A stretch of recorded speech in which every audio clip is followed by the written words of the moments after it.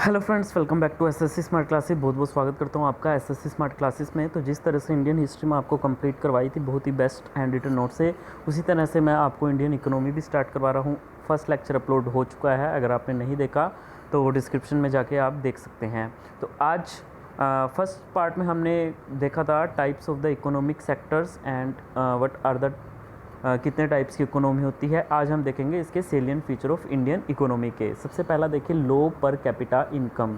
देखिए पर capita income मतलब प्रति व्यक्ति आय इंडिया में रहने वाला। तो देखिए जो पर कैपिटा इनकम है much lower in comparison to the developed countries. हमारी जितनी भी डेवलप्ड कंट्रीज़ हैं, जिसमें आप यूएसए को ले लो, जर्मनी को ले लो, फ्रांस को ले लो, तो ये सारी डेवलप्ड कंट्रीज़ हैं। इटली को ले लो, तो वहाँ पे आपकी क्या है, जो पर कैपिटा इनकम है काफ़ी अच्छी है। तो इन कंट्रीज़ के मुकाबले अगर हम अपनी इंडिया की बात करें तो वहाँ पे प्रति व्यक्ति आय बहुत कम है। मेजरमेंट ऑफ पर कैपिटा इनकम कैलकुलेटेड। देखिए दो तरीक़ों से मेजरमेंट इसकी की जाती थी। सबसे पहला है आपका ओल्ड मेथड। ओल्ड मेथड में आपका करेंसी का जो एक्सचेंज रेट है वो देखा जाता था। तो इनके बारे में मैं आपको डिटेल में बताऊंगा जो एक्सचेंज रेट ऑफ आपका करेंसी है, लेकिन अभी के लिए मैं आपको सिर्फ इतना बताता हूँ कि वो रेट जिस पर आपकी करेंसी जो है वो एक्सचेंज की जाती है। हमें ज़्यादा पढ़ना भी नहीं है, हमें सिर्फ इसका एग्ज़ाम पॉइंट ऑफ व्यू से पढ़ना है। प्रेजेंट मेथड में क्या है आपका परचेजिंग पावर ऑफ करेंसी। और अगर देखा जाए तो आपका पर कैपिटा इनकम क्या होता है, जो एक साल के अंदर 1 ईयर के अंदर जो टोटल आपकी एनुअल इनकम है, नेशनल इनकम है एक कंट्री की, national income of a country when divided by the total population. अगर टोटल पॉपुलेशन से उसको डिवाइड कर दें तो आपका पर कैपिटा इनकम आ जाता है। अगर मैं कहूँ किसी देश की पर कैपिटा इनकम अगर कम है तो वो क्या डिनोट कर रहा है, वो डिनोट कर रहा है कि जो आपकी कंट्री है वो डेवलपिंग है, ठीक है, वो डेवलप कर रही है, आपका विकासशील देश है, विकसित देश नहीं है। सो अगर मैं कहूँ कि एक कंट्री का जो डेवलपमेंट है वो हुआ है या नहीं, उसका बेस्ट मेथड मेजर करने का क्या है, तो वो पर कैपिटा इनकम से ही आप एस्टिमेट लगाते हो। तो आपको पता है कि ये जो पर कैपिटा इनकम है वो हमारे देश की कम क्यों है, किन किन कारणों की वजह से ऐसा हो रहा है। तो आप देखिए यहाँ पे सबसे पहला जो रीज़न है वो है डिस्पैरिटी इन इनकम डिस्ट्रीब्यूशन। हमारे देश में जो इनकम का डिस्ट्रीब्यूशन है उसमें बहुत ही ज़्यादा डिस्पैरिटी है। एक को इनकम सेम काम करने की उससे ज़्यादा वो मेहनत करता है, उसको इनकम कम मिलती है। आप देखिए हमारे देश का एक बहुत बड़ा जो जीडीपी पर जो कंट्रीब्यूटिंग सेक्टर है वो आपका टर्शरी सेक्टर है। आल्दो जो आपका प्राइमरी सेक्टर है वो ज़्यादा मतलब लोगों को एम्प्लॉयमेंट प्रोवाइड करता है, लेकिन जीडीपी में उसका कंट्रीब्यूशन तो कुछ है ही नहीं, ठीक है। तो यहाँ पे हम एक चीज़ नोट करेंगे कि जो आपका टर्शरी सेक्टर है जिसमें आपकी सर्विसेज प्रोवाइड की जाती हैं, तो उसमें भी आप देखिएगा आपका खुद आईटी सेक्टर्स में उसमें भी कंपनीज़ हैं। अब मेन जो काम है, जो सॉफ्टवेयर इंजीनियर्स हैं एक कंपनी में उनको जो सैलरी मिल रही है वो 15 से 20 हज़ार मिल रही है। वहीं पे अगर वो किसी अच्छे कॉलेज से निकल रहे हैं और उनको जो सैलरी प्रोवाइड की जाती है वो सीधा मतलब कितने ज़्यादा गुना उनको सैलरी प्रोवाइड की जाती है। आल्दो अगर वो अपना अच्छे फील्ड में भी काम कर रहे हैं तो भी उनके पास अपॉर्चुनिटी ना होने की वजह से उनको 15 से 20 हज़ार रुपये में काम करना पड़ता है। जबकि होता क्या है कि वो उनसे ज़्यादा भी टैलेंटेड हो सकते हैं। ऐसा ज़रूरी नहीं है कि उनके पास ज़्यादा स्किल होती हैं जो इन कॉलेजेस में, अच्छे कॉलेजेस में पढ़ के आए हैं। तो वही बात है, उनके पास अपॉर्चुनिटीज़ नहीं होती। एक ऐसा प्लेटफॉर्म तैयार किया जाना चाहिए इन कंपनियों के द्वारा कि वो खुद एक साल के लिए प्रशिक्षित करें, ठीक है, उसमें फिर अपना टेस्ट लें और फिर देखें कि उनकी परफॉर्मेंस किसकी बेस्ट आ रही है। ये एक सही इंडिकेटर हो सकता है, ठीक है। इससे ये होगा कि जिन लोगों के पास यार पैसे कम हैं वो लोग भी जो हैं वो अपना इन कोर्सेज़ को ज्वाइन करके, ठीक है, जो कंपनी ट्रेनिंग्स प्रोवाइड करेंगी, ठीक है, तो उसके बाद फिर टेस्ट देके वो अपनी काबिलियत दिखा सकता है। लेकिन नहीं, इतने सारे कॉलेजेस बना दिए हैं। वो सब क्यों बनाए हैं, क्यों, आपको पता है क्यों इन कॉलेजेस की इतनी फ़ीस हाई है। जो एमबीए के कॉलेजेस हैं, आईआईएम्स हैं, 28 से मतलब 30-30 लाख तो इनकी 2 साल की फ़ीस होती है। और फिर आपका जो रहने और हॉस्टल का खर्चा है वो अलग होता है, ठीक है। तो वहीं पे यही है कि अब नए नए स्टार्टअप्स होते हैं तो स्टूडेंट को वहाँ पर जा कर के जो फ्रेशर्स होते हैं फिर वो वहाँ पे जाते हैं और उनकी सैलरी कितनी कम होती हैं, ठीक है, जबकि वो मेहनत उतनी ही करते हैं लेकिन उनको इनकम उतनी नहीं मिलती। तो ऐसे बहुत से सेक्टर हैं जहाँ पे इस तरह की इनकम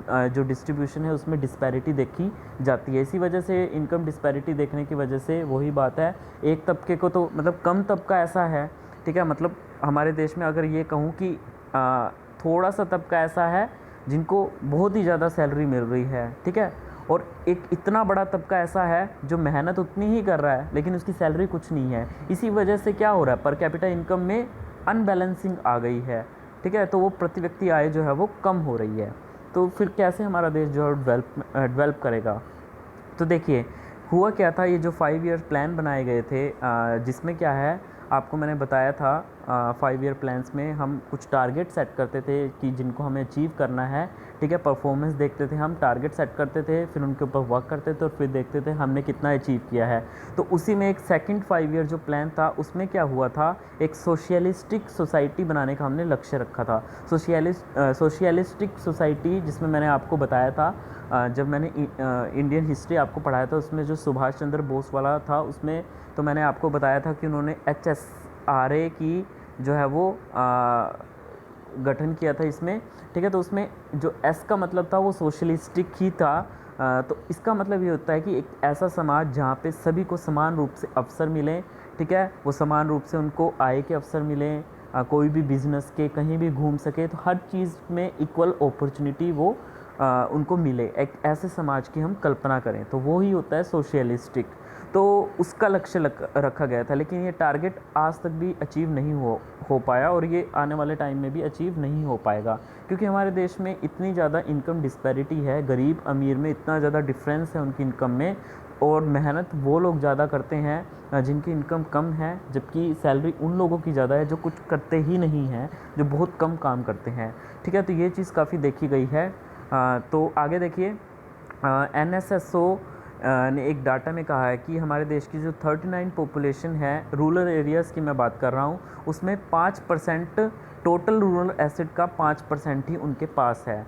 एसेट मतलब जिसमें सारी चीज़ें आ गई, उनके पास जो रिसोर्सेज हैं, जो मशीनरीज़ हैं, वो सारी चीज़ें जो एक समाज में मतलब यूज़ हो रही हैं, ठीक है, उनके रहने खाने की जो जितना भी मतलब सामान है कंट्री में, जितना भी एसेट है, उसका सिर्फ 5% उन लोगों के पास है, ठीक है। उसमें हर चीज़ आ जाती है, चाहे वो ट्रांसपोर्टेशन हो, चाहे वो कम्युनिकेशन फील्ड हो, हर चीज़ उनके पास, चाहे वो फूड हो, ठीक है। तो उनमें सिर्फ टोटल जो रूरल एसेट है उसमें सिर्फ 5%, और अगर मैं कहूँ टॉप 6% जो पॉपुलेशन है उनके पास यही 46% जो है वो टोटल रूरल एसेट का उनके पास 46% है। यानी कि कितना ज़्यादा जो यहाँ पे डिफरेंस देखा गया है कि एक बड़ा तबका तो है, उनके पास सिर्फ टोटल रूरल एसेट का सिर्फ 5% है, और जब छोटे से पॉपुलेशन के जो हैं जिसमें सिर्फ 6% पॉपुलेशन है और वो 46% एसेट जो है वो लेके बैठी हुई है, यानी कि उनके पास रिसोर्सेज की भरमार है, ठीक है, उनके पास इतनी ज़्यादा मनी है। तो फिर कैसे हम एक ऐसे समाज की कल्पना कर सकते हैं जो सारे लोगों को एक जैसा देख सकता है, कैसे हम एक डेवलप्ड कंट्रीज़ की जो कल्पना है वो कर सकते हैं। उसके बाद देखिए अर्बन एरिया, शहरी जो एरियाज़ है उसमें ये जो income disparity as compare to the rural areas, उसमें तो इससे भी ज़्यादा इंटेंसिव है। आगे देखिएगा, agriculture provides livelihood to 65 to 70% of the population. मैंने आपको बताया था कि हमारे देश की एक बहुत बड़ा तबका 65 to 70% जो लोग हैं वो कृषि पर निर्भर करते हैं, लेकिन अगर मैं जीडीपी में कहूँ तो जीडीपी में उनका कुछ कंट्रीब्यूशन ही नहीं है, सिर्फ 17% कंट्रीब्यूशन उनका जीडीपी में है। आगे है देखिए, मोस्ट इम्पोर्टेंट फैक्टर है जो कि एक जो देश है उसकी जो इकोनॉमी है, उसकी जो देश में जो पर कैपिटा इनकम है, वो देश डेवलपिंग कंट्री है, वो क्यों है, क्योंकि वहाँ पे अनबैलेंस्ड इकोनॉमिक डेवलपमेंट है। वर्ल्ड डेवलपमेंट रिपोर्ट 2007 के अकॉर्डिंग 64% जो हमारी लेबर फोर्स है, 64% ऑफ आवर लेबर फोर्स वो एग्रीकल्चर में आपकी इंडल्ज है, और 16% इंडस्ट्री, एग्रीकल्चर से मेरा मतलब है प्राइमरी सेक्टर में है, और 16% जो है वो इंडस्ट्रीज है, मतलब मैन्युफैक्चरिंग में, मतलब सेकेंडरी सेक्टर में है आपकी, और 24% जो है वो आपकी ट्रेड, ट्रांसपोर्टेशन और अदर सर्विसेज में आपकी इंडल्ज है, ठीक है। तो यहाँ पे देखा जाए तो आपकी एक अनबैलेंस्ड इकोनॉमिक डेवलपमेंट है। सेक्टर्स तीनों हैं, प्राइमरी है, सेकेंडरी है और आपका टर्शरी सेक्टर है, लेकिन अगर मैं देखा जाऊँ तो उनकी जो कंट्रीब्यूशन है वो कुछ भी नहीं है। 64% जो आपका तबका है वो तो आपका एग्रीकल्चर में है। और आपका इंडस्ट्री में 16% है, और ट्रेड, ट्रांसपोर्ट और अदर सर्विसेज में आपका 24% है। ये थोड़ा बहुत इधर उधर हो सकता है, बट हमें एक अप्रोक्स जो चीज़ें हैं वो पता करनी है एक, ताकि हम आइडिया लगा सकें। लेकिन अगर देखा जाए तो ये 3 सेक्टर हैं, यानी कि तीनों का 33% आपका होना चाहिए। जब तीनों ही 33% होंगे तो इक्वली जीडीपी में कंट्रीब्यूशन करेंगे, और हमारा देश जो होगा उसकी पर कैपिटा इनकम इम्प्रूव होगी, और जो है हमारा देश फिर डेवलप कंट्रीज़ की तरफ ग्रो करेगा। लेकिन ऐसा होता नहीं है, क्यों? देखिए, सबसे बड़ा मेन फैक्टर होता है रूरल एरियाज़ में। क्या होता है, रूरल एरियाज़ में इंडस्ट्री ज़्यादा नहीं लगती।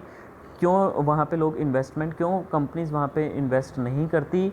ठीक है, वो यही वजह है क्योंकि वहाँ पे एक कनेक्टिविटी सिस्टम नहीं है, वहाँ पे रोड्स अच्छी नहीं है, वहाँ पे रिसोर्सेज अच्छे नहीं है, इसलिए कंपनी वहाँ पे इन्वेस्टमेंट नहीं करती, वहाँ पे कंपनीज़ नहीं होती, लोगों के पास रोज़गार नहीं होता। ठीक है, और लोग जो है वो इधर उधर पलायन करते हैं, या फिर एक बड़ा तबका जो है वो कृषि तक ही सीमित रह जाता है। आगे देखिए, लैक ऑफ कैपिटल। तो लैक ऑफ कैपिटल भी एक इम्पोर्टेंट फैक्टर हो सकता है कि एक देश की जो इकोनॉमी है वो ग्रो नहीं कर रही, वो ज़्यादा नहीं है। वो कैसे? देखिए, savings are low in India. India में क्या है, सेविंग्स बहुत कम है।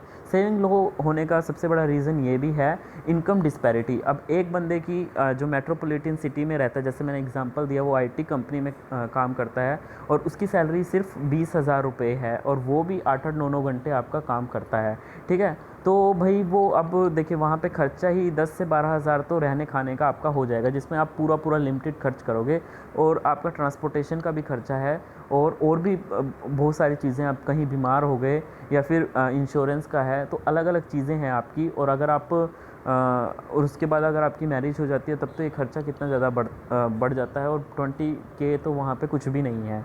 ठीक है, और वहीं पे तो यहाँ पे सेविंग बिल्कुल आपकी ज़ीरो हो जाती है। लेकिन अगर मैं बात करूँ कि एक वही सेम क्या नाम एक वही आईटी कंपनीज़ में अगर एक बंदा 1 लाख कमा रहा है, तो वो अच्छी खासी सेविंग कर लेता है, वो 30 से 40,000 बचा लेता है, तो यहाँ पे सेविंग हो जाती है। तो वही इनकम डिस्पैरिटी वाला फैक्टर जो है वो आ गया है। तो लो इनकम होने की वजह से सेविंग उनकी कम होती है, जिसकी वजह से उनका एक्सपेंडिचर भी हाई चला जाता है। ठीक है, उसके बाद देखिए लैक ऑफ इंडस्ट्रियलाइजेशन की कमी।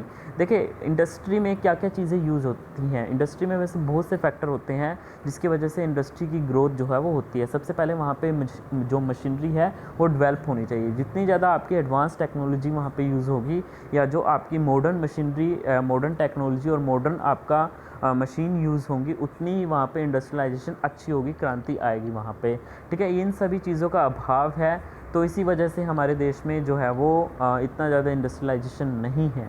ठीक है, तो ये भी एक कमी है इंडस्ट्रियलाइजेशन नहीं होने की वजह से, क्योंकि वहाँ पे मशीनें, एडवांस टेक्नोलॉजी नहीं है। और एक और रीज़न भी हो सकता है ब्रेन ड्रेन का। ठीक है, जो हमारे देश का अच्छा टैलेंट है, तो यहाँ पे क्या है, आपकी रिसर्च की बेटर जो है वो एमिनिटीज़ नहीं होती हैं, इसी वजह से वो दूसरे उसमें कंट्रीज़ में माइग्रेट कर जाते हैं, जैसे यूएसए हो गया, तो वहाँ पे जाके रिसर्च वगैरह करते हैं, पीएचडी करते हैं, पोस्ट डॉक करते हैं। ठीक है, और जो हमारी कंट्रीज़ की एक वैल्यूएबल जो ब्रेन है वो ड्रेन करता है। उसके बाद देखिए आपका limited availability of transport and communication. तो ये बहुत बड़ा एक रीज़न होता है कि क्यों जो है वो हमारी कंट्री ग्रो नहीं कर रही, क्योंकि रिमोट एरिया में इंडस्ट्रियलाइजेशन नहीं होती। इसकी वजह यही है, वहाँ पे रोड्स नहीं है, नेटवर्क्स नहीं है, रिसोर्सेज नहीं है, इंटरनेट्स नहीं है, टावर्स नहीं है। तो रूरल एरियाज़ में कोई वहाँ पे फिर इन्वेस्टमेंट क्यों करेगा जब ये सारी चीज़ें नहीं है, रोड्स अच्छी नहीं है, तो कैसे वहाँ पे ट्रांसपोर्टेशन होगा, कंपनी से जो प्रोडक्ट तैयार हुआ है वो कैसे एक जगह से दूसरी जगह जाएगा जहाँ पे रोड्स अच्छी नहीं है, कनेक्टिविटी अच्छी नहीं है।